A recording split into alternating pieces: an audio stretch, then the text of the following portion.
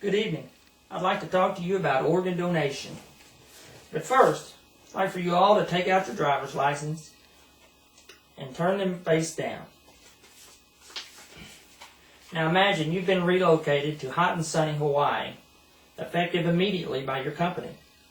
You have a closet full of new winter clothes.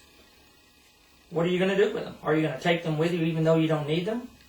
Would you just throw them away? Or would you donate them to somebody who could really use them? You say, what does this have to do with organ donation?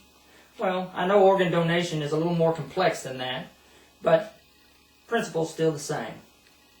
There are over 100,000 people on the organ donation list right now. Of that 100,000, 6,800 of them die each year while waiting for an organ transplant. Now, 8,000 people die each and every day in the United States. With that, that's over 2 million people per year. Don't you think that would be enough to keep the registry clear? So why the low number of donations? Well, a few reasons that Americans have for not donating are, well, the major one is lack of information. It's just not talked about. It's not a subject that many people like talking about, death and dying. So therefore, it's just swept under the rug. Another one is fear of being on the registry, and if something were to happen to you and you go to the hospital, maybe you wouldn't be taken care of the way that they would if you weren't on the registry. You fear that they are going to let you die so they can take your organs and use them for somebody else. That's not true. I mean, it really doesn't make any sense to allow one person to die just so they can use their organs to save somebody else.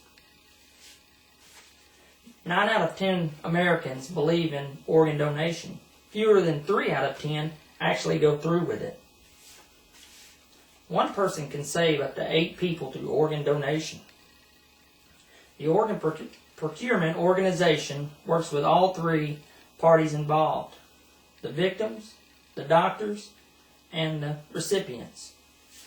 They handle it from the beginning to the end, finding a recipient and making sure that they're a good match for the organ to be donated.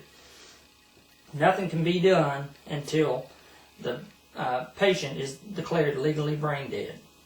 Once that happens, if this person is on the registry, then that contract that they had signed up for is legally binding.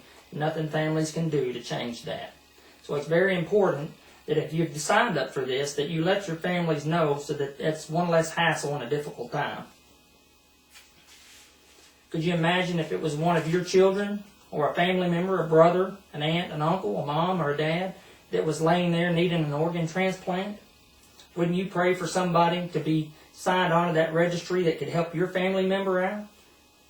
If that was the case, then why aren't we on it so that we can help somebody else out if need be? Is there a better reason out there to sign up for the registry to save somebody's lives? Can you imagine the joy it would bring into such a tragic time? I hope I've encouraged you to sign up for the registry. Please sign your children. Everybody from infant to 70 years of age are eligible to be on the registry. There are 2 ways that you can sign up. One is go to www.arora.org and fill out all the information to sign on the registry. Or you can go to the DMV the next time you have your license renewed and just check the box on the back for organ donor, and they will take care of the rest. But most important, let your families know that what your wishes are so that they don't have to deal with this when the time comes at the end of your life. Thank you for listening. Have a good day.